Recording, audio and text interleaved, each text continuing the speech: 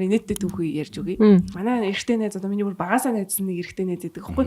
Тэг ингээд манай хүн найз охинтой болохоор ер нь найз охтууд надтай айгу харддаг. Надад ингээл дургуул байд юм шүү. Гэтэ нэг охин бүр гоцгоод дургуйсан байхгүй. Манай найз намайг 7 хоногт нэг удаа блоклдог заяа.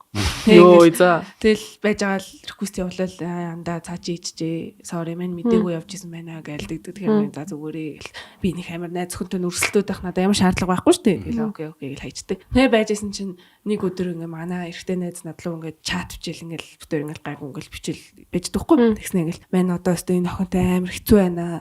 Тэг ингээд ер нь өмнөх эксээ амар санжин манжин гэл тэгж гин. Яа өөр хүн юм биш үү те. Нэрнүүдийг хэлээл заяа. Тэгэхээр би ингээд ер нь бол би найз охин нь бичиж гинэ гэдгийг би мэдсэн байхгүй. Тэгээ би албаар янзыг үзэж байгаа юм шиг. Үнэ наад охин ч надад ч гэсэн таалагддггүй. Өмнөх чинь өстой хөөрхөн байж байгаа. Тэгээ би яг тэр хүний сонсхийг хүсэн юм хэлж байгаа байхгүй. Тэгсэн чинь